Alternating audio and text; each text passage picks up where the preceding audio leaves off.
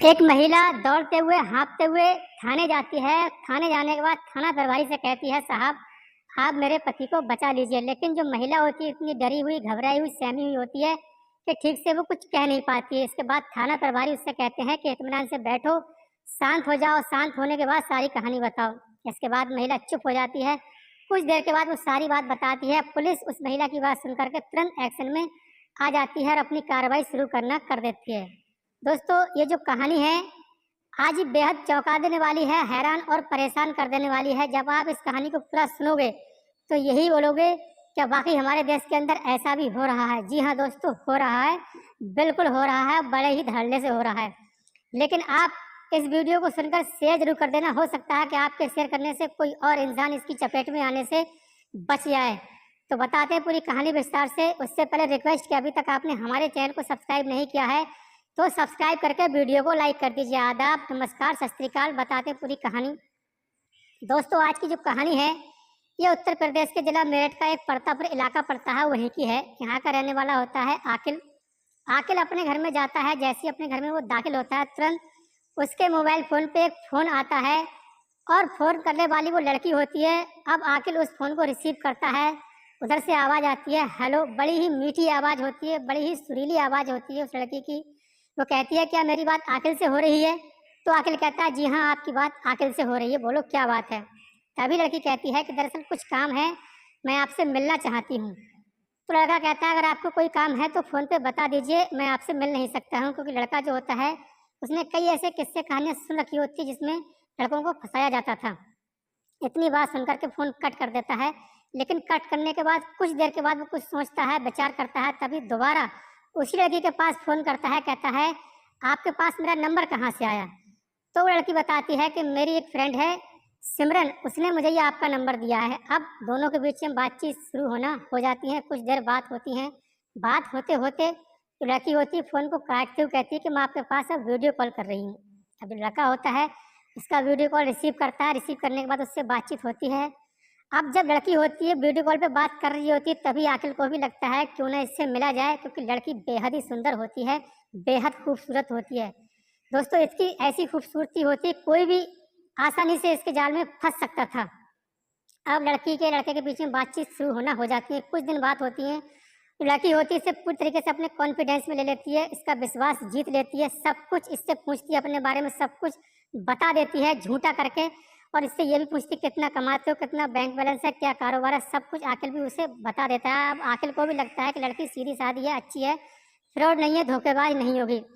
तभी लड़की कहती है कि मुझसे मिलने आओ ना कभी, दिल्ली आ जाओ, मैं दिल्ली की रहने वाली हूँ।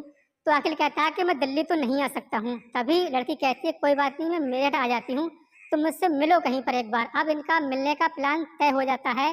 3 सितंबर 2024 यानी मंगलवार का ये दिन होता है। लड़की दिल्ली से मेरठ आती है और मेरठ आने के बाद मेरठ के दिल्ली स्थित रोड पे एक होटल है व्यू वैली, वहाँ पे जाते हैं और एक रूम बुक करते हैं। रूम बुक करने के बाद दोनों लड़का लड़की उस रूम के अंदर जाते हैं और जाने के बाद में इनके बीच में शारीरिक संबंध बनते हैं। अब वो सुबह जाते हैं, करीब शाम को निकलते हैं। कई बार इनके बीच में सब कुछ होता है। अब शाम होती है, लड़का चेकआउट करता है, रिसेप्शन पे आता है यानी काउंटर पे आता है, हॉस्टल का बिल पे कर रहा होता है। इसी बीच वो जो लड़की होती है वो होटल के बाहर तक चली जाती है। लेकिन कुछ देर जाने के बाद तुरंत वापस दौड़ती हुई आती है आकिल के पास में। कहती है कि हमारे भैया भाभी को पता चल गया है कि हम इस होटल में रुके हैं, सब कुछ उन्हें पता चल चुका है। तो आकिल कहता है कि तुम चिंता मत करो, मैं तुम्हारे भैया भाभी से बात कर लूँगा।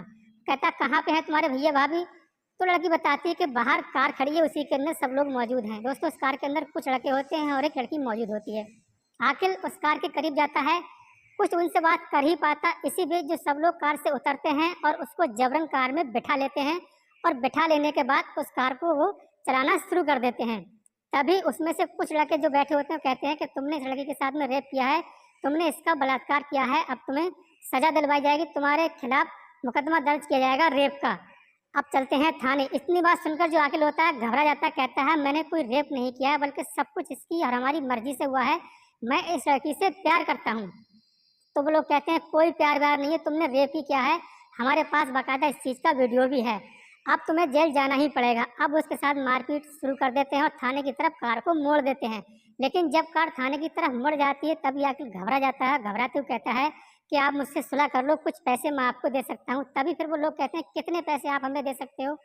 तो आकिल कहता है जो भी मुझसे बन पड़ेगा मैं उतने दे दूंगा। तभी फिर वो लोग कहते हैं कि 10 लाख रुपए आप हमें दोगे। लेकिन 10 लाख रुपए बात सुनकर के जो आकिल होता है घबरा जाता है। तभी फिर वो लोग कहते हैं कि अपनी पत्नी के पास फोन करो और उससे कहो 10 लाख रुपए का इंतजाम करे और इस जगह पे आ जाए और तुम्हें छुड़ा करके ले जाए। अब आकिल अपनी पत्नी के नंबर पे फोन करता है। तभी उधर से वो लोग ही बोलते हैं, कहते तुम्हारे पति को हमने बंधक बना लिया है और इसने एक हमारी बहन के साथ में रेप किया है और हमने इसे रंगे हाथों पकड़ लिया है। हम इसे जेल भेजना चाह रहे हैं। अगर तुम ऐसा नहीं चाह रही हो कि तुम्हारा पति जेल जाए तो 10 लाख रुपए का इंतजाम करके इस जगह पे आ जाओ। इतनी बात सुनकर आकिल की पत्नी कहती है कि 10 लाख रुपए बहुत बड़ी रकम होती है और मेरे पास इतने सारे पैसे ऐसे कैसे अरेंज कर सकती हूँ? मेरे पति को आप छोड़ दो, हम दोनों लोग मिलकर के अरेंज करेंगे और आपको 10 लाख रुपए दे देंगे। इतनी बात सुनकर जो लोग होते हैं उसकी पत्नी की बात मानते हैं और आकिल को चलती कार में वहीं छोड़ देते हैं और कार लेकर वहां से निकल जाते हैं। आकिल अपने घर पहुंचता है और घर पहुंचने के बाद जैसे ही आकिल अपनी पत्नी के पास में पहुंचता है, तुरंत जो उसकी पत्नी होती है बेहद चालाक होती है दोस्तों, बहुत ही ज्यादा एकदम फुर्ती से बोलती है चलो थाने चलते हैं, हमारे पास इतने पैसे कहाँ है कि 10 लाख रुपए इन्हें हम दे देंगे। अब आकिल की जो पत्नी होती है तुरंत थाना पहुंचती है। थाना प्रभारी से जाकर कहती है कि साहब मेरे पति को बचा लीजिए, किसी ने इनको बंधक बनाया था और 10 लाख रुपए की डिमांड कर रहे हैं, कह रहे हैं कि उन्होंने रेप का आरोप लगाया है, वीडियो भी हमारे पास है, सब कुछ ऐसा ऐसा बोल रहे हैं। अब थाना प्रभारी तुरंत हरकत में आते हैं और जांच में जुट जाते हैं। सबसे पहले पुलिस उस होटल में पहुंचती है जहां उसका पति बताता है कि हाँ पे सब कुछ मेरे साथ में ऐसा हुआ था, मुझे मारा पीटा भी गया था, मुझे बंधक भी बनाया गया, सब कुछ जो आकिल होता है पुलिस को सारी कहानी बता देता है। अब पुलिस उस होटल में पहुंचती है तो वाकई सीसीटीवी जब उसके फुटेज खंगाले जाते हैं तो बाकायदा उसके अंदर एक कार नजर आती है। जो भी लोग कार के अंदर बैठे हुए होते हैं सबको पुलिस ट्रेस करके पकड़ लेती है, थाने ले आती है। इसके कार के अंदर जो बैठे लोग होते हैं करीब 7 लोग होते हैं। इसमें आसिफ, प्रदीप, अनिकेत, फहीम, कुछ 2 महिलाएं भी हैं। टोटल 7 लोगों का ये ग्रुप है। 2 महिलाएं इनके अंदर शामिल हैं। 2 महिलाएं तो इतनी खूबसूरत हैं, बेहद खूबसूरत है, क्या कहिए कि आसानी से कुछ भी, मैंने बोला था कोई भी इनके जाल में फंस सकता था। अब पुलिस ने इन लोगों को गिरफ्तार करके जेल भेजने की तैयारी में चल रही है। लेकिन सबसे अहम पॉइंट, सबसे खास बात दोस्तों, अगर आप मेरे इस वीडियो को अभी तक देख रहे हैं, कुछ लोग तो छोड़ करके चले गए होंगे, अगर आप देख रहे हैं तो सुन लीजिए। पुलिस का कहना है कि इन लोगों का जो गिरोह है वो उत्तर प्रदेश के ही नहीं बल्कि देश के अन्य राज्यों में भी फैला हो सकता है। तो बस मैं यही कहना चाहूँगा कि मेरे इस वीडियो को आप शेयर कर दीजिएगा। हो सकता है कि मेरे इस वीडियो को शेयर करने से, आपके शेयर करने से जो लोग इसकी चपेट में आने वाले हैं वो बच जाएं। क्योंकि जो लोग होते हैं सबसे पहले उस लड़के के बारे में, यानी जिसको भी ये शिकार बनाना चाहते हैं उसके बारे में सारी जानकारी जुटाते हैं, कितना कमाता है, क्या करता है, सब कुछ, कितना हमें दे सकता है, उसके बाद उसे ये अपना शिकार बनाते हैं। बस क्या पता कौन से राज्य में ये लोग फैले हों, किस जिले में हों, सब कुछ पता नहीं। तो दोस्तों ये रही आज की कहानी और आप समाप्त होती है। और इस कहानी को सुनाने का उद्देश्य किसी को परेशान करना नहीं है, किसी का दिल दुखाना नहीं है, बल्कि आपको जागरूक करना, सचेत करना है। इससे ज़्यादा कुछ भी नहीं। मिलते हैं किसी नेक्स्ट वीडियो में, तब तक के लिए धन्यवाद। जय हिंद।